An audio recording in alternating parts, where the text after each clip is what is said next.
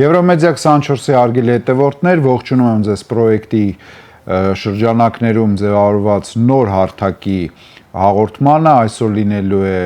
հանրային քննարկում, բայց մենք այն անվանում ենք մեծ քննարկում եւ այսուհետեւ դուք ամեն շաբաթ տեսնելու եք այս մեծ քննարկումը տարբեր քաղաքական գործիչների, փորձագետների մասնակցությամբ։ Շատ անգամ ասում են, որ մեր հարցերը չեք բարձրաձայնում, մեր մեկնաբանությունները չեք բարձրաձայնում, մեզ ուղարկում են նաև լրագրողներ հարցեր, ուղարկում են փորձագետներ հարցեր, նաև մեր օգտատերերը, մեր քաղաքացիները, մեր հետևորդները, այսուհետև մենք այդ հարցերը բարձրաձայնելու ենք նաև մեծ քննարկման հարթակում, որտեղ որ դուք կլսեք այդ հարցերի ու ձեր առաջ քաշած խնդիրների մասին մեկնաբանություններ։ Այսօրվա մեր թեման վերաբերվում է անվտանգությանը։ Մարդիկ ասում են, որ անվտանգության մասին մարդիկ մտահոգվում են այն ժամանակ եւ այն բացակայում է եւ դա իրոք այդպես է, երբ որ կա անվտանգություն, մարդիկ չեն խոսում անվտանգությունից, իսկ երբ որ չկա անվտանգություն, մարդիկ անընդհատ այդ հարցի շուրջ են խոսում։ Այսօրվա մեր մեծ քննարկման հյուրերն են Դեմոկրատական այլընտրանք կուսակցության նախագահ Սուրեն Սուրենյանցը, Հայաքվե միավորման անդամ Մենուա Սողոմոնյանը, Ազգային անվտանգություն կուսակցության նախագահ Գառնիկ Իսագուլյանը եւ ռազմական փորձագետ Հայկ Նահապետյանը։ Շնորհակալություն, որ այցելեցիք մեզ, պարոն Հայկ։ Պարոն Նահապետյան, առաջի հարցը ձեզ եմ ուղղում, նաեւ ասեմ, ես մեր նոր ֆորմատի շրջանակներում մեզ լրագրողներ, փորձագետներ, նաև ինչու՞ չէ, քաղաքացիներ, հետևորդներ, ովքեր հետաքրված են հանրային կարևորագույն հարցերով, իսկ անվտանգության հարցերը շատ կարևոր են բոլորի համար, հարցեր են նաև ուղարկում։ Արոնակ շատ կարևոր հարցադրում ունենք, որը վերաբերվում է անվտանգությանը եւ մասնավորապես վերաբերվում է Սյունիքի հետ կապված։ Արդյոք մենք ունենք վտանգներ, իրական վտանգներ Սյունիքի հետ կապված, քանի որ տեսնում ենք Ադրբեջանի ղեկավարության եւ Ադրբեջանի, ռետորաբանությունը արևմտյան Ադրբեջան թեմայի շրջանակներում, բայց մի կողմից էլ իշխանությունները ասում են, որ հիմա խաղաղության դարաշրջան է սկսվել, ոչ մի վտանգ չկա, ամեն ինչ նորմալ է եւ այլն եւ այլն։ Հիմա դուք որպես փորձագետ, որպես այս ուղղությամբ բավականին ինֆորմացված մարդ, նաև որպես այդ ոլորտում աշխատած եւ ծառայած մարդ։ Ինչ կարծիքի եք։ Կան հավանական վտանգներ այսօր, կամ կարող են լինել վաղը, թե ամեն ինչ տենց հարթ է գնում, եւ երկրորդը ով է ի վերջո երաշխավորը լինելու Սյունիքի եւ ով կարող է պաշտպանել Սյունիքը, բացի Հայաստանի Հանրապետությունից։ Ասենք ինչու ենք միայն Սյունիքը վերցնում, Սյունիքը Հայաստանի Հանրապետության մի մաս է։ Եթե վտանգը կա Սյունիքի վրա, վտանգ կա ամբողջ Հայաստանի Հանրապետության վրա։ Վերջին հաշվով Սյունիքը Հայաստանի Հանրապետության ինչ որ մաս է կազմում։ Արձանագրենք, որ Հայաստանը Ադրբեջանի հետ առ այսօր գտնվում է պատերազմի մեջ։ Չհայտարարված օրենսդիր մարմինը իրավական ակտ չընդունած, բայց պատերազմի մեջ ենք մենք։ Որովհետև փորձ արում կնքել սկզբից խաղաղության պայմանագիր, հետո խաղաղության համաձայնագիր, թե դրանք տարբեր բաներ են, ինչևէ։ Այսինքն մենք այդ պետության հետ ունենք չլուծված խնդիրներ, որը ցանկացած պահին, այս պահին հրադադարի ռեժիմ է։ Ընդունենք այսպես։ Ցանկացած պահին կարող է վերաճել ռազմական գործողությունների։ Ավելին ասեմ ձեզ, Հայաստանը մեկ այլ պետության հետ էլ է չհայտարարված պատերազմի մեջ 1993 թվականին Թուրքիայի, որտեղ այն տնտեսական շրջապատում, որ Թուրքիան Հայաստանի նկատմամբ արել է, դա պատերազմի էլեմենտ է։ Եթե դրան էլ ավելացնենք, որ 1992-93 թվականին Թուրքիայի զինված ուժերի երրորդ դաշտային բանակը 3 անգամ փորձ արեց ուղղակի ռազմական տեխնիկա եւ անձնակազմ մտցնել Հայաստանի Հանրապետության տարածք 92-ի մայիսին, 93-ի հուլիսին, 93-ի հոկտեմբերին։ Այս միայն Ռուսաստան Դաշնության ռազմաքաղաքական ղեկավարության կոշկեցվածքի հետևանքով այդ ագրեսիան չեղավ։ Վերջինը Քելվաջարի ազատագրման հետ էր կապված։ Այսինքն այսօր Հայաստանի Հանրապետությունը չհայտարարված երկու պետության հետ պատերազմի մեջ է։ Արձանագրենք դրանից բխող հետևությունները։ Սովորաբար պատերազմի ժամանակ եթե հրադադարի ռեժիմ է, որը փորձ է արվում վերաճել ենթադրենք կայուն երկարատև խաղաղության, պատերազմող կողմերից պարտվող կողմին պետք է մեկը երաշխավոր միջնորդ, որ իր թուլությունը որոշակի առումով կոմպենսացնի այդ միջնորդին։ Մենք այդ միջնորդը ունեինք, հիմա չունենք։ Բա Վաշինգտոնի պայմանավորվածությունն ու արձանագրությունները Վաշինգտոնի ինչ է պայմանագրում։ Չէ, ինչ է պայմանագրում։ Ձեր կարծիքով դա ոչինչ է։ Չէ, ինչ է պայմանավորում Վաշինգտոնում։ Ինչ կապ ունի Տրամպի ուղին, որը Զանգեզուրի միջանցքով անցնող ճանապարհը, ես դառնում եմ օրինակ արևի գնահատական ամենաիրատեսականն է։ Ինչ ասել է Տրամպի ուղի։ Դա Զանգեզուրի միջանցքով անցնող ճանապարհը, ավտոմոբիլային երկաթուղ է։ Հիմա ինչ կապ ունի այս խնդիրը Ադրբեջանի կողմից, օրինակ, եթե Ադրբեջանը վաղը բազմամիլիարդ ռեպարացիա փոխհատուցում ուզեց Հայաստանից, ռազմական տուգան կոնտրիբուցիա պարտված երկիրս, ասեց 300,000 փախստական, դա 88-91 թվին է դուրս եկել, դրան ժառանգներում 1 միլիոն է, ապահովում ես իրանց վերադարձը, անվտանգությունը, աշխատանքը եւ տանիքը։ Կարող ես անել։ Կամ Հայաստանի Հանրապետությունում առնվազն բնակչության կեսից ավել այս կամ այն ձևով գտնվել է Արցախում։ Մի մասը ինքնապաշտպանական մարտերին ամասնակցել, մի մասը բիզնես արել, մի մասը գնացել է իր հարազատների մոտ, իսկ քանի որ Արցախը օրվա իշխանությունների թեթև ձեռամբ 22 թվականի հոկտեմբերի 6-ի Պրահայում ստորագրած փաստաթղթի Ադրբեջանի մասը, այդ մարտիկ այլ պետության տարածք ապօրին են մտել, զենք են կրել, ռազմական գործողություններ են մասնակցել։ Եթե Ադրբեջանը 50,000 մարդու ցուցակ տվեց, հետախուզում ասաց այդ մարտիկ իմ երկրի տարածքում իրականացել է տնտեսական գործունեություն, բյուջե հարկ չեն ուծել, անօրինական իմ երկրի սահման են հատել եւ զինված խմբավորումների շարքում մի քանի հազար ադրբեջանցի են սպանել։ 5,000-ից ավել այսօր անհետ կորած ադրբեջանցի կա, որի մասին դեպ Ալիևը տարբեր միջազգային այցերներում բարձրաձայնում է։ Հիմա օրինակ Հայաստանը ոնց է այդ չեզոքացնելու, եթե միջնորդ չկա։ Միացյալ Նահանգները միջնորդ չի։ Միացյալ Նահանգները ընդհանրապես խնդիր ունի Իրանի Իսլամական Հանրապետության 42 կիլոմետրանոց Հայաստանի սահմանը փակել։ Որտեվ 144 կիլոմետր սահման կար Իրանը, որտեղ ՆԱՏՕ չկար։ 102 կիլոմետրը դա Կուբատի Զանգելան Ջեբրայել Արաքսի օդներ, 42 կիլոմետրը Հայաստանն է, Ագրակ Մեղրիով։ Այն վերցրեցին ՆԱՏՕ-ը հիմա կանգնած, մեծ հաշվով ՆԱՏՕ-ը։ Հիմա այստեղ է ՆԱՏՕ լինելու։ Դեռ ՆԱՏՕ չկա։ Դե ՆԱՏՕ-ը տնտեսական էֆեկտ եւ այլն զրո է։ ԱՄՆ-ի համարիչ տնտեսական, ինչի մասն է խոսքը, ընդհանրապես փակում են։ Որտեղ խնդիր կա Իրանում իշխանապողություն իրականացնել։ Երկու փորձ արեցին, ապա պատասխանում են երրորդին։ Այս ժամանակ Հայաստանն է կարող է Հայաստանի տարածք ռեսուրսները օգտագործել Իրան դեմ գործողությունների։ Այն Իրանի Իսլամական Հանրապետության, որը առաջին Արցախի ազատամարտի ժամանակ մեր համար կյանքի ճանապարհ էր բոլոր առումներով։ Ով ծառայել է, ով գիտի, այդ նրբությունների մասին չեմ ուզում մտնել։ Այդ Իրան Իսլամական Հանրապետություն։ Շնորհակալություն, պարոն Իսագուլյան, դուք ինչ եք կարծում, եթե օրինակ ռուսական բանակը հեռանա Հայաստանից, որտեղ շատ տենց քննարկվում է, չէ՞, հարցը տարբեր շրջանակներից, որ դե ինչ ա եղել, որ Հայաստանի Հանրապետության ինքնիշխանության, հա, այդ խոսույթը ենթադրում է, որ ինչ որ մի պահի պետք է ասեն օտար երկրների զինված ուժերի ներկայությունը ստեղ, հա, այդքան էլ ընդունելի չի եւ նմանատիպ ինչ որ հարցեր բարձրացնեն։ Դուք հավատում եք, որ այդպես բաներ կլինեն եւ արդյոք եթե լինեն, Հայաստանի անվտանգությունը այդ դեպքում ով է պաշտպանելու եւ արդյոք Հայաստանը կարող է Թուրքիայի հետ հանդիման, հա, այդ սահմանային հարցերում ինքը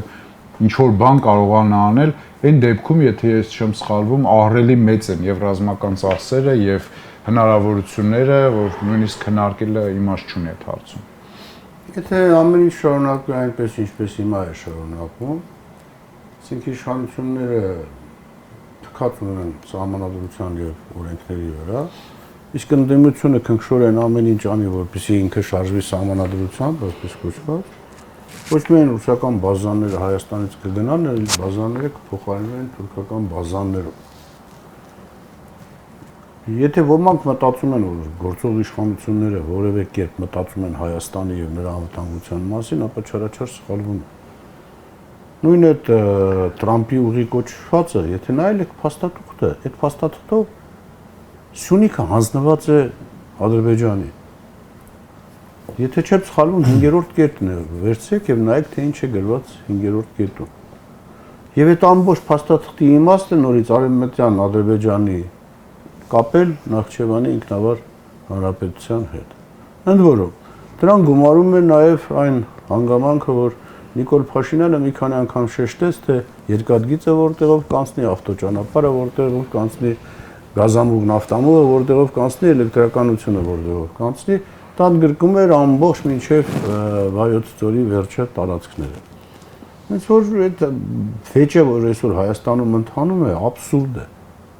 Եվ եթե մենք մտածենք, որ այո, չի բացառում, որ Ռուսաստանը իր շահերից ելնելով եւ վերջերս դա բարձրաձայնում է, ճիշտ է, առայժմս, հա, այսպես կոչված ինֆորմացիոն դաշտում, որ կարող է նույն օպերացիան անել Հայաստանում կամ ընդհանրապես Անդրկովկասում մտենց արեք, ոնց որ արեց Ուկրաինայում, եթե դա սպառնա արդեն իր անվտանգությանը։ Բայց նորից եմ կրկնում, եթե այս իշխանությունները շարունակեն տենց անօրեն գործունեությունը եւ դա չկանխվի մեր ժողովրդի կողմից, ապա ռուսական բազաներին կփոխարինեն թուրքական բազաները։ Նորից եմ կրկնում, դա կարող է ծանր հետևանք ունենալ Հայաստանի Հանրապետության համար, բայց արդեն այդ հետևանքները ոչ թե բխելու են մեր շահերից կամ այսպես կոչված մեր իրավունքներից, այլ զուտ Ռուսաստանի Դաշնության շահերից ու իր իրավունքներից, որ ինքը թույլ չի տա, որ իր անմիջապես հարևանությամբ ձևավորվեն նման ուրեմն կառույցներ։ Դրա մասին շատ պարզ հիմա հայտարարում է։ Տրամպը օրինակ հայտարարեց, չէ՞ որ Կովկասը Պուտինի տարածքն է։ Գիտեք, հայտարարել է մի բան, հիշում եք 14 թվականին Մինսկի խմբի հետ կապված, էլի Ուկրաինայի հետ կապված խնդիր կար։ Մերկելը եւ ուրեմն մյուս ղեկավարները հստակ ասացին, որ իրան ժամանակ էր պետք, որպեսզի կարողանան, հա, զինել Ուկրաինան։ Հիմա էլ չի բացառում, որ Տրամպին ժամանակ է պետք ուշադրություն շեղելու համար նման հայտարարություններով, բայց աշխատանքները կոնկրետ տարվում են եւ տարվում են շատ մեծ թափով։ Չի բացառում, ասենք, Իրանի նկատմամբ փորձ արվի եւս մեկ անգամ ռազմական գործողություններ կամ իշխանափոխություն իրականացնել, այնպես որ մեծագույն սիրով ամեն մի հայտարարություն կարող է անել Տրամպը, նրա հայտարարությունները կարող են երեկոյան մեկը լինել, բան առավոտյան մեկ այլ է, հա, կեսօրին ընդհանրապես ուրիշ։ Այդ հայտարարությունը որևէ բան չի նշանակում։ Որևէ բան չի նշանակում։ Եվ Միացյալ Նահանգների համար պետք է անկեղծորեն սա խոստովանել, ցավոք սրտի մեր ժողովուրդը Եվրոմիության եւ Արևմուտքի տեսակետների հետ կապված չի կարողանում գիտակցել մի բան։ Հայաստանը խոչընդոտ է Արևմուտքի համար իր ծրագրերը իրականացնելու Ռուսաստանի, Չինաստանի ու Պարսկաստանի դեմ, վաղ մյուսօր նաեւ Հնդկաստանի։ Այդ խոչընդոտը պետք է վերանա, այսինքն Արևմուտքին Հայաստանը այլևս որևէ հետաքրքրություն որպես այդպեսին չի ներկայացնում Արևմուտքի համար եւ Արևմուտքը իր այդ ծրագիրը փորձելու է իրականացնել ու միջոցով դա կանի։ Եթե մենք կարողանանք գիտակցել, որ ցավոք սրտի, հա, այսօր Ռուսաստանի Դաշնությունը զբաղված է ուկրաինական խնդիրներով եւ շատ քիչ է ուշադրություն դարձնում հարավին, բայց մի օր այդ ուշադրությունը անպայման սևեռելու է։ Իսկ մենք, եթե ուզում ենք հասկանալ, թե ում շահերի հետ է համընկնում մեր շահերը, պետք է գիտակցենք մի բան. ռուսական, չինական, հա, իրանական, ոչ թե որովհետև իրանք մեզ ավելի շատ են սիրում, քան ինչ-որ մեկը։ Ուղղակի իրանց համար պետք է Հայաստան, որը խոչընդոտելու է այն ծրագրին, հա, պանթուրքիզմի, որի իրականացման համար Արևմուտքը եւ Եվրոպան որևէ բան չեն խնայում։ Շահերը համընկնում է, եթե մենք դա կգիտակցենք, հասկանանք, որ մեր ռազմավարական գործընկեր այս տարածաշրջանում դա առաջին հերթին Ռուսաստանի Դաշնությունն է, երկրորդ հերթին ուրեմն Չինաստանն ու Պարսկաստանը։ Դա շատ կարևոր է գիտակցենք, թե չէ դա արդեն մեր խնդիրը։ Պարոն Սողոմոնյան, մի այսպիսի հարցեր են մեզ ուղարկում, նայեք, եթե հայկական բանակի վրա ծախսվում է մեկ զինվորի վրա, հա, 3.4 դոլար, Ադրբեջանը ծախսում է 34 դոլար, մոտավորապես, չգիտեմ, այս տվյալները ոնց են անել, բայց 10 անգամ ավել մոտավորապես, հա, չգիտեմ։ Եթե մենք այսօր նայում ենք Թուրքիայի ու Ադրբեջանի այս ռազմական բալանսի իրանց կողմից ավելացումը եւ իրենց այսպես ասած ավելի ուժեղ լինելու գործոնը, դուք ո՞նց եք կարծում, Հայաստանի բանակը, Հայաստանը ինքը կարողանալու է դիմակայել այդ դժվարությունները եւ երկրորդը, որ պարոն Իսագուլյանին հարցրեցի, կապված ռուսական ռազմաբազաների հավանական դուրսբերման հետ։ Ինչով է փոխարինվելու այդ բազաները եւ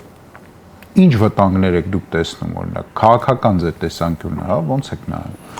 Շնորհակալ եմ, կոնկրետ թվերի հետ կապված ես ոչինչ չեմ կարող ասել, ոչ կարող եմ հաստատել այդ թվերը, ոչ կարող եմ հերքել։ Եթե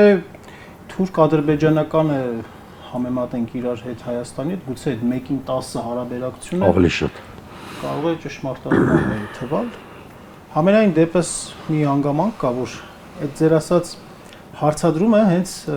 օրվա իշխանությունների բերանով հնչում է հետևյալ ձևով, որ ուժեղ ումից այդպիսի հարց է միշտ դնում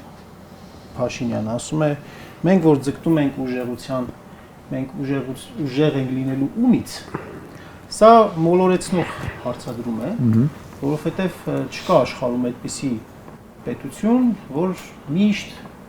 պահպանել է հեգեմոնիա, միշտ ուժեղ է եղել, ուժեղիցը ուժեղն է լինում եւ անվտանգության դիլեման այնպիսի մի կանոն է, երբ որ որևէ պետություն ի վերջո չի կարողանում հասնել այդ անվտանգությանը։ Բայց անվտանգությունը աշխատում է նաեւ ասիմետրիկ հարաբերություններում, երբ որ մի կողմը շատ ուժեղ է, մյուս կողմը թույլ է։ Երբ որ մենք ասում ենք, որ անվտանգության համակարգը փլուզված է եւ նոր էլ խոսվեց միջնորդների մասին, որ այդ միջնորդը չկա, այդ անվտանգության համակարգի կարևոր մասերից մեկն է միջնորդի գոյությունը եւ հիմա քանի որ չկա այդ հարցը իսկապես լեգիտիմություն ունի տալու, այն որ չկա նշանակում է, որ պետք է անվտանգության այդ կարևոր բաղադրիչ իսկապես ստեղծել։ Այսինքն այս տարածաշրջանում կա որևէ հետաքրքրված ուժ, որը ուզում է հակակշռել, որը ուզում է հակազդել Թուրքիայի ծավալապաշտական նկրտումներին, ես կարծում եմ, որ կա այդպիսի պետություն։ Այդպիսի պետության հետ տարվում է գործընթաց հակակշռելու համար, ես տեսնում եմ, որ չի տարվում այդ գործընթացը։ Ավելին, երբ որ նայում ենք իշխանությունների խոսույթին, երբ որ նայում ենք օրինակ արտաքին հետախուզական ծառայության զեկույցն ենք նայում, մեզ մոտ ինչ-որ մի անհասկանալի բաներ են առաջանում։ Կարծես թե այսօրվա մեր գլխավոր խնդիրը անվտանգության հետ կապված հիբրիդային ինչ-որ պատերազմներ են։ Կարծես թե մեր այսօրվա խնդիրը հիմնականում գալիս է Ռուսաստանից կախում ունենալ չունենալու հարցին է վերաբերում։ Բայց երբ որ օրինակ ժողովրդին ենք հարցնում, ժողովրդի շուրջ մեջ հարցումներ ենք իրականացնում, մարդիկ հստակ նշում են այդ խնդիրը։ Նշում են, որ Ադրբեջան պետության նպատակը վերջին Արար հիմնադրամի հոկտեմբեր ամսվա հարցումներն են ես ուզում վկայակոչել 70%-ից ավելին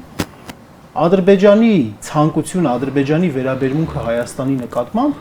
գնահատում են որպես ցանկություն վերջ դնելու հայոց պետականությանը։ Այստեղ ակնհայտ բան կա, դիսոնանս կա։ Արտաքին բաղադրիչից բացի, ինչքան էլ արտաքին բաղադրիչը թեկուզ տեսականորեն ընդունենք, որ լավ աշխատում է, ենթադրենք դիվանագիտությունը կարողանում է ապահովել, որպեսզի հակազդումը լինի այդ ուժերին, բայց երբ որ մենք չունենք նաև ներքին համերաշխություն, ներքին խաղաղություն, ոչ մի համակարգ նորմալ չի կարող գործառնել։ Այսինքն անվտանգությունը ասածը ինքը շատ կոմպլեքս հասկացություն է եւ պետք չի դրա առանձին, ասենք, բաղադրիչը վերցնենք նայենք։ Իհարկե, երբ որ մենք ասում ենք անվտանգություն, մեր մտքին ամենաառաջինը գալիս է ռազմական ներխուժումը, ռազմական ներխուժումից ապահովությունը։ Դրա հետ կապված էլ մոտեցումներ կան։ Մենք միևնույն ժամանակ տեսնում ենք, որ հանուն քաղաքական նպատակների նկատառումների ասենք ժամկետային զորակոչի ժամկետ է կրճատվում, ռազմական բյուջե է կրճատվում, օրինակ ասենք բարձր տեխնոլոգիաների նախարարությունը, որ նախատեսել էր 1.5 միլիարդ դրամի ֆինանսավորում որոշակի գիտական մշակումների համար, բայց արդյունքում 35 միլիոն դրամ է ընդհանրապես 1.5 միլիարդից կատարումը 35 միլիոն դրամ է, այսինքն մենք տեսնում ենք, որ պետական կոնկրետ մոտեցում չկա մեր անվտանգության պահանջները իրականում բավարարելու համար։ Իսկ ասիմետրիկ հարաբերությունները պատկերացնելու համար շատ պատկերավոր օրինակ ասեմ, որ ես մի քիչ հաճախ եմ այդ օրինակը կրկնում, երբ որ այնքան ունակ չես գայլին դիմակայելու որպես առյուծ, պետք է գոնե ոզնի լինես։ Եթե չես կարող առյուծ դառնալ, պետք է ոզնի լինես։ Այսինքն դու պետությունը, փոքր պետություններին դա բնորոշ է, այդ ոզնի դառնալ, այսինքն այնպիսի կարողություններ զարգացնել, ես իհարկե չեմ ուզում մանրամասն մտնել փորձագիտական դաշտ ռազմագետի, որովհետև դրա գիտելիքները չունեմ, բայց մոտեցումը քաղաքական հենց դրանումն է։ Դու պետք է շեշտը դնես այնպիսի կարողությունների զարգացման վրա, որ թշնամուտ համար քաղաքականապես անընդունելի լինի քո վրա հարձակում։ Շնորհակալ եմ։ Պարոն Սուրենյանց, Հայաստանը ինչ անվտանգային վիճակում է այս պայդրությամբ ձեր կարծիքով եւ այս հարցերը, որ մենք քննարկեցինք, եւ Սյունիքը, եւ ռուսական ռազմաբազաները, եւ նաեւ այ հետաքրիր օրինակ բերվեց, հա, Ոզնո օրինակը, այսինքն ստրատեգիապես դու այնպիսի իրավիճակում լինես, որ մարդիկ չուզենան հարձակվեն քո վրա, եւ արդյոք այդ հիբրիդային պատերազմներ կոչվածները կարող են շատ մեծ վնաս հասցնել մեր անվտանգությանը։ Ինչ կարծիքի եք, արդյոք կան այդ խոսույթները, որ այսօր օգտագործվում է, իրոք դա իրականություն է, թե դա քաղաքական բաներով է ներկայացվում, եւ երկրորդը, եթե չի լինում Ռուսաստանի հետ ռազմական ստրատեգիական համագործակցություն եւ Հայաստանը փոխում է իր արտաքին քաղաքականությունը դեպի Եվրոատլանտյան դաշինք, հա, ինչ ենք մենք ակնկալում դրանից եւ ինչ ենք տեսնել։ Դա ես ասեմ, որ Նիկոլ Փաշինյանի իշխանության կամ հենց իր Նիկոլ Փաշինյանի գերնպատակը ոմանք, եթե սխալմամբ համարում են Ադրբեջանի հետ ամեն գնով խաղաղության պայմանագիր ստորագրելը, սխալում են։ Դա ցանցել է։ Դրա գերնպատակը առնվազն 2022 թվականի փետրվար-մարտ ամիսներից եղել է հենց երկրի ստրատեգիական կուրսը փոխելը։ Մնացած ամեն ինչը ածանցել է այդ գերնպատակին։ Պարզ ասենք, ռուսական ուղեցրից երկրի դուրս բերումը, միանգամից ասեմ, որ դրա բերումով էլ մեր երկրի անվտանգությունը, անվտանգային համակարգը փլուզված է, որովհետև անվտանգության համակարգը լիստայումով փնտրվող բան չի, որ լիստայում տեղադրես, ինչ-որ մեկն էլ ուզենա անվտանգության, քեզ անվտանգության երաշխիքներ տա, Ես գիտեմ, որ ոչ տրենդային, ոչ մոդայիկ մի բան եմ ասում, այսօր մի երկիր կա, որ անկախ դժվարություններից եւ անկախ իր ունեցած խնդիրներից պատրաստ է քեզ անվտանգության երաշխիքներ տալ։ Լավա դա վատա, դիվանագիտության մեջ նման քննարկում ընդհանրապես անտեղին է։ Կամ միջազգայնագետների մոտ այդ կարգի քննարկումները լավի վատի մեջ չի տեղավորվում։ Կա փաստ իրականություն։ Այդ մի երկիրը Ռուսաստանի դաշտությունն է։ Իր ստրատեգիական շահերից ելնելով նա ֆորմալ առումով պատրաստ է ստանձնել անվտանգային ինչ-որ երաշխիքներ քո առաջ։ Նիկոլ Փաշինյանը մի անգամ անցած տարի օգոստոսի 23-ին, մի անգամ հենց երեկ բանակի օրվա արդիվ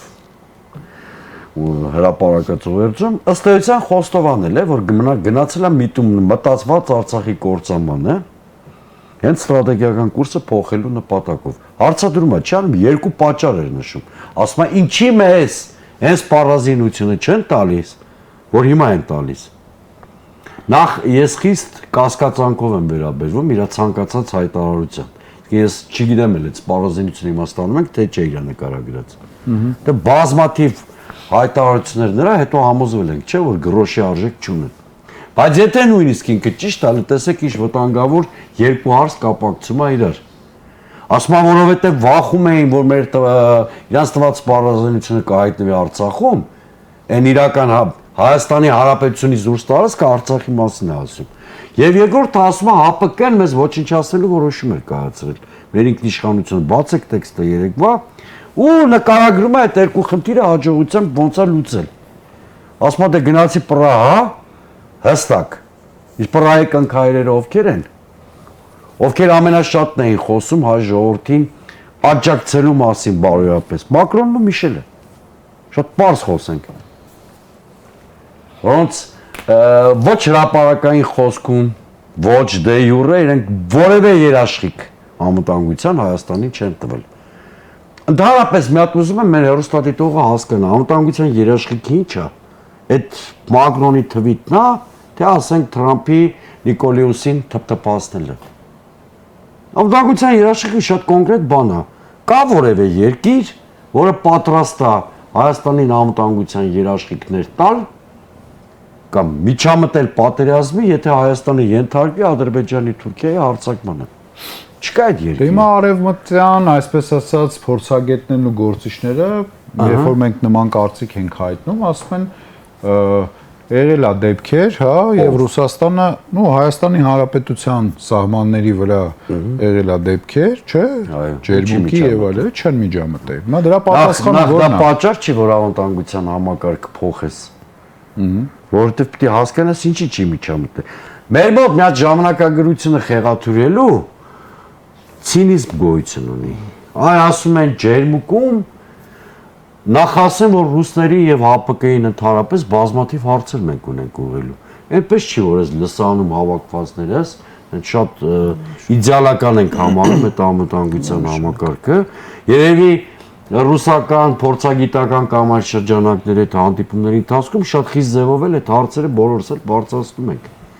Բայց ժամանակագրային խեղաթյուրում կա։ Իրանք ասում են ջերմուկում եւ մյուս տեղերում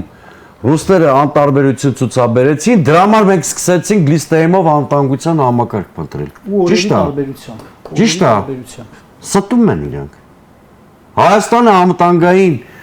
ստրատեգիական կուրսի փոփոխության քաղաքականությունը սկսել է 2022 թվականի փետրվար-մարտ ամիսներից։ Ժամանակագրությունը իրանք սուտ են ներկայացնում։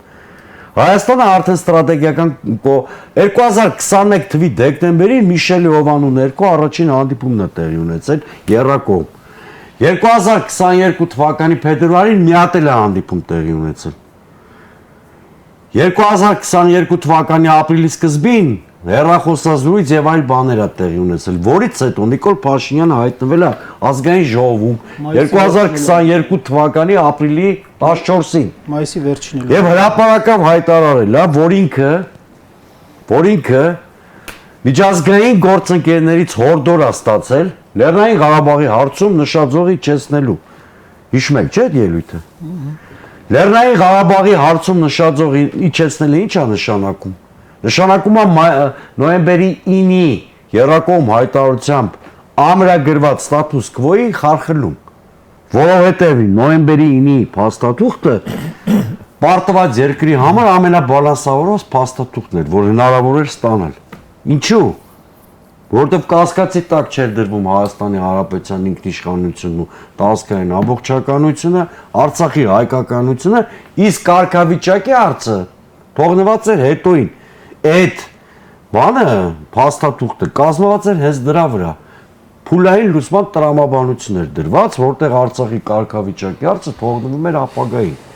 Հենց դու այդ դետալը քաշում ես, ամբողջ անվտանգային համակարգը նոյեմբերի 9-ով պայմանավորված փլուզվում է։ Հետևաբար Հայաստանի իշխանությունը առնվազն ապրիլ ամսից 2022 թվականի գնացել է միտումնավոր նոյեմբերի 9-ով հաստատած ստատուս քվոյի փլուզմանը, այդ քայլը անելուց հետո դաշնակցից համարժեք վերաբերմունք ակնկալելը, մի րոպե մի բան ասեմ։ Ենթադրենք օրինակ Մեքսիկան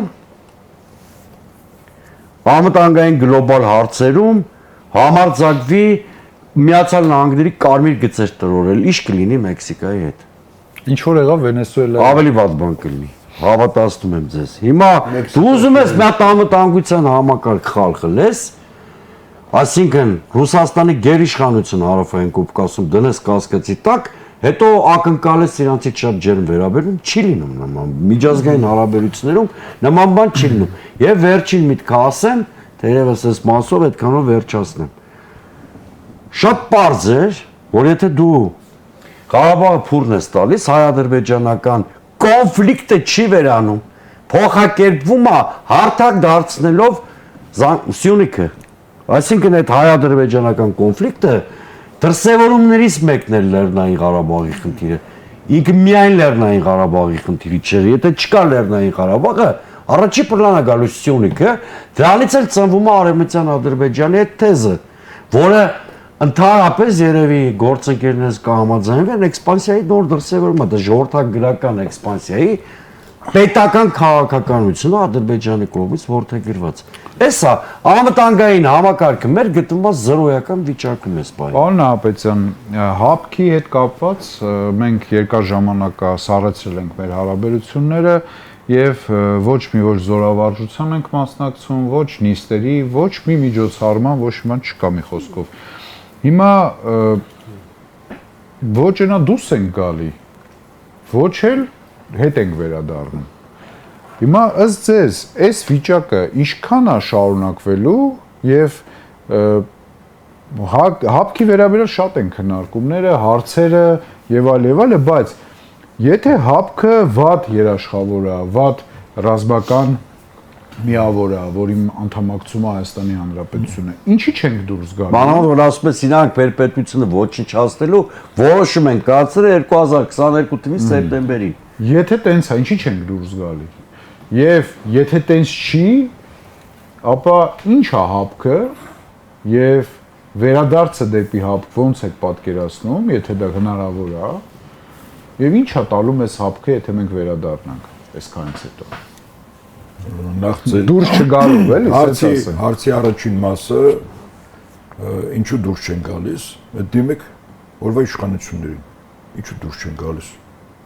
Թող գրեն դուրս գան։ Պատճառը թույլ կտակ ասը։ Մի օպե, պարոն Նահապետյան։ Չէ, ես պարոն Նահապետյանին լրացնող բան ասեմ ուղղակի։ Բան չի ասա, ինչ է։ Ուրեմն, ինչու դուրս չեն գալիսի պատասխանը։ Ուրեմն ես անձամբ Արևմտյան մի հատ դիվանագետից տետատետ հանդիպման ժամանակ այդ հարցի պատասխանը ստացել եմ։ Ասել եմ մենք թույլ չենք տալի Նիկոլ Փաշինյանը գնա այդ քայլին, որտեղ պատրաստ չենք ստանձնելու Հայաստանի անվտանգության պատասխանատվություն։ Պատնատվել է Արևմտյան։ Պարոն Նահապետյան, խնդրեմ։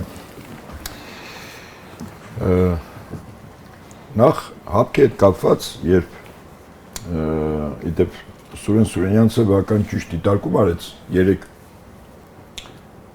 Facebook-յան իր էջում այդ ստատուս վոլգերը, իդեպ դա հաղորդում է հանցագործության մասին, ասեմ ձեզ, որտեղ ինքը հիմնավորում է, թե ինչու է Արցախը հանձնել։ Հիմնավորում է իբր հապկը, երբ Հայաստանի եւ Ադրբեջանի սահմանում ինչ-որ դեպքեր է եղել, բախումներ, լոկալ, հապկը չի միջամտել։ Քանի որ չի միջամտել, մենք էլ արևմտյան գործընկերների հետ որոշել ենք, քանի որ հապկը երաշխավոր չի, մենք էլ որոշել ենք Արցախը հանձնել, որ Ադրբեջանը մեր նկատմամբ ռազմական գործողություն չանի։ Գինը ինքը հաղորդում է տվել 3 էդ իր ստատուսում հաղորդում է տվել հանցագործության մասին իր որոշումներով։ Հիմա հապկի հետ կապված թե հապկը ինչ է կամ ինչքանով է երաշխավոր։ Մի ժամանակ երբ որ Իջևանի սահմանում, որտեղ ես ծառայել եմ, երկու կրակոց էր լնում, ընդդիմադիր Փաշինյանը փրփուրը բերանին հիստերիկ կնոջ ձայնով գորգորում էր, ասում էր ինչու հապկը չի միջամտում։ Եղբայր, այդ կրակոցներին ջոկերներ միջամտում, դասակները, վաշտերը, գումարտակները, գնդերը, պաշտպանական շրջանը, պաշտպանության նախարարությունը, այսինքն ինչքան պաշտպանական բնագծեր կա, չէ՞, մի կրակոցին ովքեր կարող են միջամտել, պահել։ Ինչին է բանանում արձագանք։ Հիմա հապկը տեղ պետք չլինի, արգելիս։ Պատվիրակություն չէ, չէ՞։ Մի վարքյան։ Հայաստանը դիմում է հապկին, ինչով է դիմում։ Կա խորհրդատությունների հոդված եւ կա երբ որ դու կանչում ես հանձնաժողով տեղում իրավիճակը ստուգելու որոշում կայացնելու, ասում ես ագրեսիա է։ Հայաստանը առաջին անգամ Սև լճի շրջանում ինչ որ եղել է, Հայաստանը դիմել է խորհրդատությունների, այսինքն Հայաստանը ինչ որ փաստեր է ուղարկել, ասել է գնահատեք։ Սա առաջինը սա եղել է։ Ինչ վերաբերում է այդ ժամանակ հապկը չէր կարող որոշում ընդունել զինված ինչ որ միջամտություն։ Երկրորդը ջերմուկի դեպքերն է։ Ուրեմն ջերմուկի դեպքերի ժամանակ 4 հոդվածով է դիմում Հայաստանը։ Հիմա հապկի խորհուրդը, շտաբի պետերի խորհուրդը ինչ որոշում է կայացնում։ Կարգը ո՞նց է։ Ըստ գործող ճանապարհային քարտեզի։ Գալիս է հապկի շտաբի պետերի ղեկավարը մասնագիտական խմբով։ Տեղում ուսումնասիրելու։ Որ հասկանան ինչքան պետք է օգնեն, ինչով պետք է։ Եղել է առաջին, եղել է արդյոք Հայաստանի Հանրապետության տարածքային ամբողջականության խախտում եւ ագրեսիա գործողություններով Հայաստանի Հանրապետության նկատմամբ։ Այս անձը գալիս է, խումբը աշխատում է, Հայաստանի պատկան կառույցներից քանի օքի է այդ հանդիպում։ Ոչ մեկ, թողում գնում է Մոսկվա։ 2 օր հետո գալիս է հապ գլխավոր քարտուղար Ստանիսլավ Զասը։ Այդ խմբի աշխատանքային խմբի փաստերի հիման վրա գալիս է տեղում որոշում կայացնելու։ Ոչ Փաշինյան Նիկոլը, ոչ Պապիկյան Սուրոն չեն հանդիպում հետը։ Սա է իրականությունը։ Եվ սա որից է մեկը չի կարող հերքել։ Հիմա հապկի մասնակցությունը, հապկի ինչ է ասում։ Ասում ես թե համոզվեմ, որ եթե Ադրբեջանի կողմից ագրեսիա եղե, դա ՀՀ տարածք է։ Ճիշտ է, շատ տրամաբանական է։ Հակառակ դեպքում այս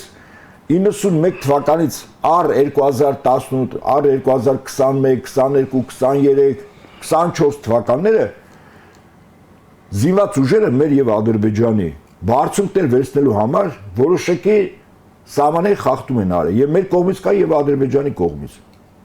Դա նորություն չի։ Այսինքն եւ մենք ենք իրաց տարածք մտել, իրանք էլ մեր տարածք են մտել։ Յուրաքանչյուրը փորձել է բարձունքներ վերցնել, որտեղ առավելություն ունենա։ Հիմա հապկի համար կարևորը ո՞րն է, որ ինքը գնահատի Հայաստանի տարածք մտել են թե չեն մտել։ Ճիշտ է։ Հիմա եթե Փաշինյանը ասում է 20 ուրեմն 3 թվականն է, չէ՞, 22-ին հոկտեմբերի 6-ին Ալմատի հռչակագրի սահմաններ, որտեղ սահմաններ գոյություն չունի։ Դելիմիտացիա դեմարկացիա Հայաստանը եւ Ադրբեջանը 80-ականների վերջերն են արել։ 87-88 եղել են եւ բաները կան այդ կետերը որտեղ որ սահմանային գծանշումներ ասելով այդ բաները սյունները խփած կան մի մասը հողի մեջ բական խորությամբ հիմա սա ինչի համար եմ ասում հապկի գրպանը գցելը հեշտ է եղբայր դու եթե չես կարող քո երկրի սահմանը պաշտպանել իսկ փաստացի դուրս է գալիս որ չեն կարող ջերմուկի դեպքերը գոնե ցույց տվեց չէ ընդ որում ստորության չափը նայեք ջերմուկի Առաջ խաղացումը, երբ որ ադրբեջանցիներին չէին ուզում փորձեն, ջերմուկից ինչու էին հարձակվում։ Մի կողմից էլ նախջևանց էին խփելու, գալուց էին M4 միջպետական ճանապարհի վրա հատվեին, հյուսիսից եւ հարավից, Հայաստանը երկու մասին բաժանելու։ Ով կանգնեցրեց։ Ինձ օրինակ հետաքրքիր է։ Հայաստանի օրվա իշխանությունը ինչու ձայն չեն հանում, ով կանգնեցրեց։ Ռուսաստան Դաշնության արտաքին գործերի նախարարության մամլո խոսնակը Զախարովան քաղաքական իշխանության կողմից խիստ սիրված տիկինը Հրապարակավ ասեց այո մենք ենք կանգնեցրել եւ իրականություն գիտեք որն է որ դա կանգնեցել է 102 բազայի զին անձնակազմը լրիվ պատահականությամբ բարձում է այդ անձնակազմը այդ գործողության առաջին օրը երեկոն դուրս է գալիս Հայաստանի հարավ եւ հարավ-արևելյան սահմանների տեսարժան վայրեր նայելու տեխնիկայով անձնակազմով ամուշ բազա երկրորդ պաշտպանական բնագիծ է բռնում դա համար ադրբեջանցիները հասկանում են որ դե իշտեն Միջպետական ճանապարհ հանդիպել են ռուսներից, դա արդեն երկու պետությունների կոնֆլիկտ է, այդ արդեն Հայաստան-Ադրբեջան չի։ Հետաբար, երբ մենք որից մեկին պատասխանության ենք կոչում, սա պետք է իրավական հիմքեր ունենանք։ Իսկ բուն նպատակ, ես կրկին անգամ համակարծիք եմ Սուրենյանցի ասացի, բուն նպատակը գիտեք որն է եղել իրականում, այս ամեն ինչի։ Ադրբեջանին հնարավորություն տալ Արցախը ուժով վերցնել, երկրորդ անգամ։ Ինչու՞։ Որտեւ առաջին անգամ, երբ Ադրբեջանի նախագահ միջազգային հանրությանը տարածաշրջանում շահունեցող երկրներին հիմնավորում էր, թե ինչու ինքը պետք է պատերազմ անի, առանց նրանց, այսպես ասած, թույլտվությամբ մեր տարածաշրջանում պատերազմ չէր լինի, վստահաբար եմ ասում։ Ադրբեջանի նախագահով էր, որ տարածաշրջանում պատերազմ սկսել։ Իսկ ինքը ինչ էր հիմնավորում, որ Հայաստանի օրվա իշխանությունները ամբողջովին փակուղի են մտցել բանակցային գործընթացին։ Այդ քիչը գնում է Ստեփանակերտում կանգնած ասում է Արցախը Հայաստանը վերջ։ Եվ ավարտեմ միտքս, այս շատ կարևոր է։ Ալիևը սկսեց իր 7 շրջանների ազատագրման գործողությունը, որի անունը դրեց հայնական պատերազմ, ճիշտ է։ Իսկ հիմա երկրորդի ժամանակ, երբ որ 23 սեպտեմբեր ինքը պիտի սկսեր, խոչընդոտ ուներ 4 երակոմ հայտարարությունը, որի տակ Ռուսաստանի Դաշնության նախագահի ստորագրություններին չէր կարող երկրորդ անգամ պիտի հիմնավորը ինչու պատերազմ։ Այդ հիմնավորումը տվեց Փաշինյան Նիկոլը, ինչպես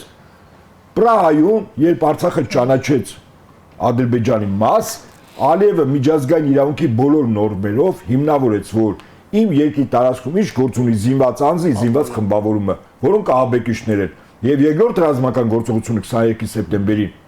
Ալիևը հիմնավորեց, որ դա հակահաբեկչական գործողությունն է։ Եվ այսօր որ մեր ղեկավարները ռազմաքաղաքական դատում են, իրանք չեն դատում որպես ռազմագերներ, որտեղ ռազմագերները միջազգային կոնվենցիաներով բավական իրավունքներ ունեն։ Իրանք դատում են որպես ահաբեկիչներ։ Այս է իրականությունը։ Պարոն Իսագուլյան, հիմա հապկի թեման շարունակելով սենց հարց տամ։ Ո՞րն է հապկի այլընտրանքը, եթե ոչ միտեղ Հայաստանին չեն պատրաստվում ընդունել, առավել եւս ՆԱՏՕ-ում, եւ չկա նման խոսակցություն, չկա նման, ոնց որ ասած, հրավերներ, չկա նման հարց, բայց սենց ասենք հապշտապ սառացնենք, հետո դուրս գանք, բայց հետո ուր ենք գնալու։ Ինչա կարծում եք ՆԱՏՕ-ն իր դռները կբացի Հայաստանի առաջ։ Դա ասեմ հետեւյալ, բացի մեզանից, երևի հայ ժողովրդից, մեր վերլուծաբաններից, մեզնից քաղաքագետներից, իբրև թե հա, կուսակցությունների ղեկավարներից ամբողջ աշխարհը գիտի ինչ է տեղի ունենում, մենք քննարկում ենք թե ոնց կարող է լինել եւ ոնց պետք է լինի։ Հապկից դուրս գալը որոշված է մինչև 18 թվականը, երբ որ պատրաստում էին Նիկոլին բերել իշխանություն։ Արցախը հանձնել է որոշված էր այդ ժամանակ։ Սյունիքը հանձնել է որոշված էր այդ ժամանակ։ Որ մենք հապկից դուրս գանք որոշված էր այդ ժամանակ։ Ամեն ինչ որոշված էր։ Այս մարդուն բերել են իշխանության, որ ինքը իրականացնի այդ քաղաքականությունը։ Մենք հիմա սկսում ենք քննարկել, թե ինչու։ Ասում եք հապկ։ Հասարակ բան։ Էյվազլու, մեյվազլու։ Հիշում եք որ ճանապարհը Գորիս Ղափան ինքը հանձնում էր։ Հապկի ինչ կապ ուներ, ինքն էր չի ասում, որ դա նրանց տարածքն է, որ մեր ճանապարհը անցնում է տեղով։ Մարդը հայտարարում է։ Փոխանակ դրա փոխարեն ենթարենք, եթե չէր ուզում նույնիսկ այդ ճանապարհը, կար արդեն սահմանագծում եւ սահմանազատում հայ-ադրբեջանական սահմանի։ Նույնիսկ եթե ինքը հեվում է Ալմաթի, այսպես կոչված իր, ասում եք ձեր եթերում հայոյել չի կարելի։ Հասկանում եք, հիմա մարդիկ թող գնային, կային վկաններ, կային մարդիկ, ովքեր մասնակցել էին, կտանեին այդ բաները, հա, իրանց այսպես կոչված սյուները ցույց կտային։ Մարդը չարեց, միանգամից հայտարարեց, որ այդ ճանապարհը, ընդ որում, դեռ ռուսական զորքը այնտեղ կանգնած էր, ես այդ ճանապարհով գնացել եկել եմ։ Բարոն Հրանտ Բագրատյանի հետ Քարոզ Արշավի ժամանակ։ Հենց այդ ճանապարհով շատերը վախենում էին, մենք ասիկ չէ, մեր նկարանող խմբով այդտենց են գնալու գանք։ Ռուսները դեռ կան, հետո ռուսներն էլ հանեցին, չէ, զորքինը տեղից, որ ընդհանրապես այլևս որևէ մեկը չհամարցակվի այդ ճանապարհով գնալ գան։ Մարդը գիտակցաբար հապկին հանում է, ինքը ասում է, որ այդ բարձուկները մեզ պետք չեն, այդ լիճը մեզ պետք չի, հետո մեղադրում թե հապկի ինչու բան չի անում։ Օգոստոսի 8-ին Վաշինգտոնում դու հանձնել ես Սյունիքը։ Հիմա ամեն ինչ պետք է անես, այդ որ երեք այդ մի մորուքավոր կար, որ Հայաստանում արտգործնախարար են ասում։ Ինչ էր արդարանում, որ այստեղ իմ գոլեգաներից մեկը դա հայտարարեց միջանցք, ախր դուք կարդացեք այդտեղ ինչ է գրված։ Եթե այդ մարդը տխմար չի ու հայերեն հասկանում է, կկարդա որ այդտեղ գրված է, որ այդ տարածքը հանձնված է ընկերներ եւ այնտեղ մի ձևակերպում կա, որ այլևս նոր տարածքներ վերցնելու համար Ադրբեջան պատերազմ պետք չի։ Եթե մարդը կամովին տալիս է դու ինչ ես այդ պատերազմը վարում։ Դուք ասում եք օրինակ բանի ժամանակ 44 օրյա պատերազմ։ Ռուսաստանը ուղարկում է բավական չևեկան, տենց ասենք, այդ մասնավոր զինվորական 3 հորոքանոց խումբը գալիս է Հայաստան, ես եմ ուղեկցել մինչև Գորիս։ Այդ գնդապետի գլխավորությամբ։ Այդ պահին, որ մենք հասել ենք այնտեղ, Հայաստանի ազգային ժողովը օրենք է ընդունում, որ վարձկանները իրավունք չունեն եւ քրեական պատասխանատվություն է դրանց համար սահմանում։ Պատերազմի ժամանակ ազգային ժողովը ուրիշ խնդիր չուներ, ընդդիմությունն էլ ուրիշ խնդիր չուներ, տենց օրենք բացեք նայեք։ Եվ այդ մարդիկ ընդեղից հետ դարձա։ Դեռ նոր հələ Հադրութի այդ գործողությունների բաններ գնում։ Այսինքն մարդիկ ամեն ինչ իրանք նախորոք պայմանավորված թուրք-ադրբեջանական տանդեմի ու արևմուտքի հետ անում են, հետո փորձում են մեղավոր գտնել իդեմս Ռուսաստանի դաշտության։ Ընկերներ, ասենք մարդը պիտի ամոթ ունենա, մարդը պիտի նամուս ունենա, սրանք ոչ ամոթ, ոչ նամուս, ոչ էլ ինքնասիրություն, գոնե ինչ որտեղ ճիշտ բան ասեն։ Եվ մեր հայ ժողովուրդը ցավոք սրտի նաև մենք ընկել ենք Նիկոլի ստորությունները ստերը սրբագրելու։ Ախր այդ ամեն ինչ, տեսեք, հունվարի 27, հանկարծ որոշեցին այդ օրը ինչի օր։ Միջազգային ասպարեզում դա հոլոկոստի օր է։ Ինքը ուզում է դրա տակ անցկացնել, իրան չեն հետաքրում այդ մեր զոհերը։ Ինքը թքած ունի այդ զոհերի վրա։ Բայց հարկավոր էր որ ժողովրդի մոտ տպավորություն չէ, հունվարի 27-ը հոլոկոստի օրն է, միջազգայինորեն ճանաչված։ Եվ այդ օրը բանը նշում են որպես հոլոկոստի հիշատակի օր։ Ինչ կապ ունեն մեր զոհերը հոլոկոստի հետ։ Բայց ինքը դրա տակ հեսա սղացնի, որ ժողովուրդ ես Ալիև ջան, հոլոկոստի օր եմ բան արել, ձեր հետ ինչ կապ ունի։ Այդ զոհերը ջայնամ թե դե չեն մեռել։ Գորի, ասում եմ,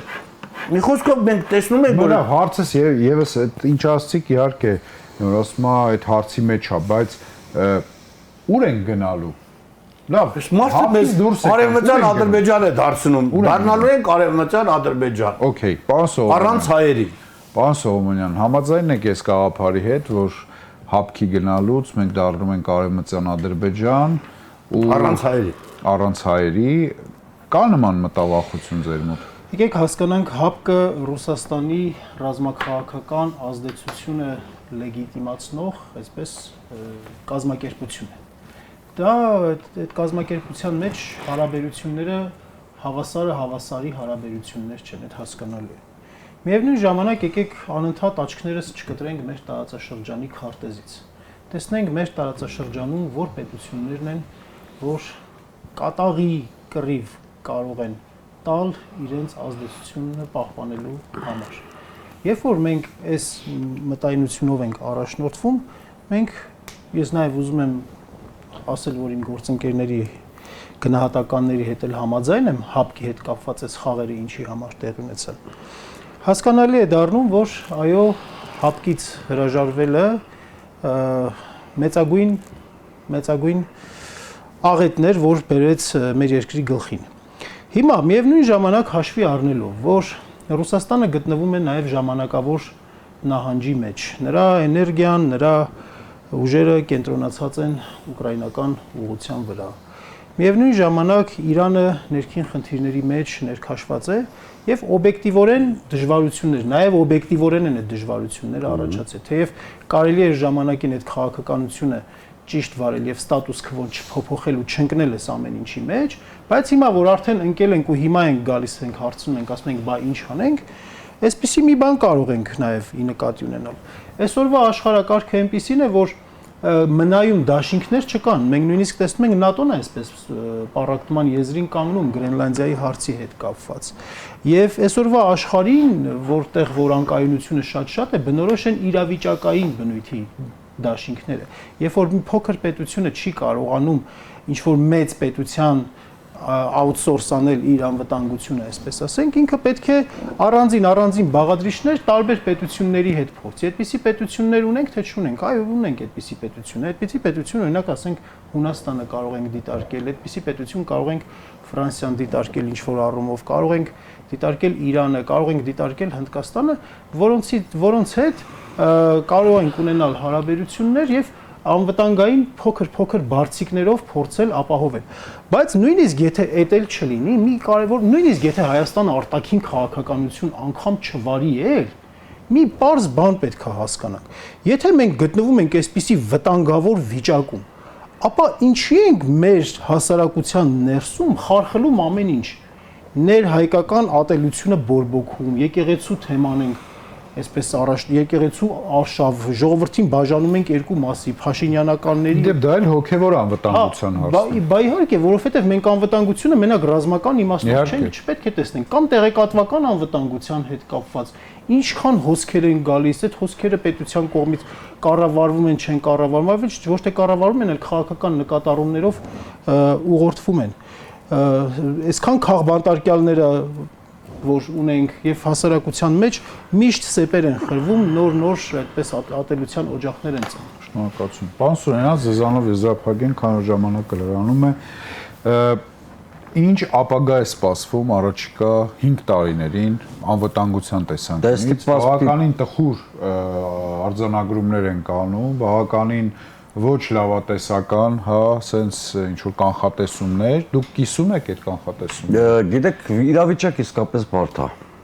Հարաբերս եկեք հասկանանք, երբ սկսվեցին գոյաբանական վտանգները Հայաստանի համար։ Երբ որ Ռուսաստանի դաշտությունը խրվեց ռուս-ուկրաինական պատերազմի մեջ, ռեսուրսները օբյեկտիվորեն կամ սուբյեկտիվորեն չբավականացրեցին, որպեսզի հարավային ուղղությամբ իր ակտիվ քաղաքականությունը վարը, առաջացավ վակուում։ Այդ վակումը ցավոք սրտի Հայաստանի իշխանությունը լրացնել չկարողացավ։ Ոչ միայն չկարողացավ, բացարձակապես սխալ խաղադրույք արեց, գոնե գնար ստատուս քվոյի պահպանման ուղղությամբ եւ այլն, ինչ-որ իրատեսական բանով փորձեր Ռուսաստանի ներկայությունը ապահովել, ռիսկերը կառավարել, սխալ խաղադրույք կատարեց, այդ պրահյան գործընթացներ, որը բերեց Արցախի կործանմանը, հետո են մյուս բաները։ Տեսեք, իսկապես լուրջ խնդիր կա։ Ինչ է մեր ռեգիոնում։ Սա մի տարածք է, որը գտնվում է Թուրքիայի, Ռուսաստանի եւ Իրանի շահերի խաչմերուկում։ Օբյեկտիվորեն, չէ, հարյուրամյակներով այդ բանը կա։ Ցավոք սրտի ձեր հարցի պատասխանը լավագույնս տվել է Հական Ֆիդանը, հունվարի 8-ին, եթե չեմ սխալվում, մի հատ ծրագրային հարցազրույց էր տվել, որտեղ նկարագրել էր օգոստոսի 8-ից հետո տարածաշրջանային կոնֆիգուրացիան։ Շատ հստակ երաշտյան բան էր նկարագրել։ Նա հայտարարել էր, որ Մերձավոր Արևելքի բոլոր խնդիրներում եւ Սիրիայի քրդերի հարցում մենք դա տեսնում ենք ցավոք սրտի, Ֆիդանի ասացի օբյեկտիվությունի նկատի ունեմ, Միացյալ Նահանգների այս վարչակազմն ու Թուրքիան ունեն նույնական դիրքորոշումներ։ Քաղաքագիտական լեզվով սա նշանակում է, որ Թուրքիան հանդես է գալու որպես Միացյալ Նահանգների շահերի օպերատոր տարածաշրջանում։ Այո, նաև Ռուսաստանի, Իրանի եւ Չինաստանի ազդեցությունը չեզոքացնելու նպատակով։ Նա ասել էր, որ Ադրբեջանը անգնահատելի գործընկեր է Միացյալ Նահանգների համար եւ այդպես էլ կա։ Նայեք Թրամփ ինչպես է անոնսավորել Վենսի այցը տարածաշրջան, 4-5 տողում բացահայտում է Երևանում ինչ օրակարգը քննարկելու անվտանգների միջավայրի հետ որևէ կապ չունեցող օրակարգ։ Եվ Բաքվում ինչա քննարկելու։ Երկու կետ կոնկրետ ռազմական եւ ռազմավարական համագործակցություն, այո, խոսքը գնում։ Չէ, նաեւ այդ խաղ միջուկային եւ այլն, դա էլ մեր համար ռազմատեխնիկական այստեղ կենացներ։ Այո, այսինքն հա, եւ ըստ այդ հարցազրույցի Ֆիդանի Հայաստանը օբյեկտի կարգավիճակ ունի այս տրանսֆորմացիան բավարարելու ճանապարհով։ Հետևություն։ Նա եթե հիշում եք Եգիպտոսի մի հատ խորհրդաժողովում քաղաքականության մեջ մեկ-մեկ մանավանդ միջազգային հարաբերություններում պատկերները շատ կարևոր են։ Պատկերը երբեմն ավելի շատ բան է բացահայտում ուժերի հարաբերակցության մասին, քան խոսքերը։ Հա, այն որ շատ պատկերավոր կադրեր, չէ՞ որ Թրամփը շրջվում է, Ալիևին ասում է Սա այն մարդն է, ում համար այդ օգոստոսի 8-ի համաձայնություններին գնացել եմ ու փորձում է Ալիևի օգնությամբ գտնել չգտնվողին։ Այն հայրենակցին Ալիևին։ Նոկոլոսին։ Հա։ Սա շատ բան է, տիպիկ ձևով նկարագրում, հա, օգոստոսի 8-ը ինչ ստատուս քվո է ստեղծել տարածաշրջանում։ Ահավասիկ ձեր հարցը։ Ռուսական ուղեցրից դուրս գալով մենք հայտնվելու ենք թուրք-ադրբեջանական ակցիայի մեջ։ Օբյեկտիվորեն մենք ենք հրաժարվել դաշնակցից, որը վատն է, շատ վատ է կատարել իր պարտավորությունները, կարող եմ դուր ասում եք վատ է կատարել, կոնկրետ օրինակ բերեք։ Չէ, ես նույնիսկ իրանց վարկածն եմ իմ կընդունում։ Հիպոթետիկ է։ Բ 2022 թվի դեկտեմբեր ամսից, այսինքն Ռուսաստանից հրաժարվել ենք որպես անվտանգության երաշխավոր, իսկ 2022 թվականի դեկտեմբեր ամսից հրաժարվել ենք նաև միջնորդներից։ Այսինքն այն պետությունների ինստիտուտից, որոնք պիտի մեզ ինչ-որ երաշխիքներ տային, ճիշտ ասվեց իմ գործընկերներից մեկը ասեց, կարծեմ պարոն Նահապետյանը, որ ինչի համար է թույլ երկրին միջնորդ պետք։ Որ զսպումների հետ առաքելությունը կատարի, այսինքն զսպի ագրեսիվ կողմի եւ քեզ ինչ-որ երաշխիքներ տա։ Մենք ինքներս ենք հրաժարվել։ Հիմա Վաշինգտոնից, որը ձևավորվող նոր անվտանգային նոր ռեգիոնալ ստատուս քվոյի քավորն է, այսպես ասենք, կնքահայրը շատ հստակ Նիկոլ Փաշինյանին հասկացրել են, որ նա Հայաստանի անվտանգության երաշխիքը։ Ասել են անվտանգության քո երաշխիքը Թուրքիայի եւ Ադրբեջանի պայմաններով իրենց այդ հարաբերությունները կարգավորեն նա։ Հիմա այսօր մեզ սպասում առաջիկա 4-5 տարիներին, ինչ ասեմ։ Ընդ որում մի հատ հատուկ բաներ եմ ուզում ասեմ, եթե այս ընտրական ցիկլում էլ երկրում փոփոխություն չեղավ, հիմա ո՞նց ենք Արցախի թեմայով խոսում անշրջելիության մասին։ Այսինքն եթե այս անգամ էլ փոփոխություն չեղավ երկրում, ինչ որ անշրջելի կորուստներ ենք ունենալու, որ հետո ցանկացած իշխանության համար փոխելը դառնալու է չափազանց դժվար։ Ռուսաստանի տակտիկական նահանջը մի օր կվերջանա, ինքը հետ կգա, բայց հետ կգա ոտատեղ ունենալով անհամեմատ ավելի փոքր Հայաստան։ Ամեն անգամ Աստված մեր նկատմամբ բարեհաճ չի լինելու։ Եթե 20-րդ դարի սկզբին Ռուսաստանի վերադարձի շնորհիվ Հայաստանի սուբյեկտությունը փրկվեց եւ ավելի մեծ տարածքային, այսինքն Ալեքսանդրապոլի համեմատ ավելի մեծ տարածքային ամբողջականության մեջ հրճակվեց ինչ-որ սուբյեկտ Հայաստան անունով, այս անգամ կարող այդքան բարեաճ Աստված մեր հանդեպ չլինի եւ Ռուսաստանի տակտիկական նահանջի ավարտից հետո շատ ավելի փոքր Հայաստանի հետ գործ ունենանք։ Շնորհակալություն։ Եվրոմեդիա 24-ի արգելի հետևորդներ, այսօրվա մեր քննարկումը ավարտվեց։ Մենք շարունակելու ենք այս մեծ քննարկումների ֆորմատը, հաջորդ մեր նման քննարկումը նվիրված է լինելու հայ առաքելական եկեղեցու շուրջ ծավալվող խնդիրներին։ Մենք շարունակելու ենք լսել եւ ականջալու լինել մեր ուրեմն հետևորդների, փորձագետների, լրագրողների կարծիքներին, կսպասենք նաեւ ձեր հարցերը, արձագանքները, որոնք այստեղ կարող ենք բարձրաձայնել եւ Հայաստանի լավագույն փորձագետների, հայտի քաղաքական գործիչների կարծիքները փորձենք ներկայացնել հանրությանը։ Այսօր հիշեցնեմ մեր հյուրերն էին ռազմական փորձագետ Հայկ Նահապետյանը, Ազգային անվտանգություն կուսակցության նախագահ Գառնիկ Իսագուլյանը, Հայաքվե նախաձեռնության անդամ Մենուա Սողոմոնյանը եւ Դեմոկրատական այլընտրանք կուսակցության նախագահ Սուրեն Սուրենյանցը։ Իսկ մենք կհանդիպենք։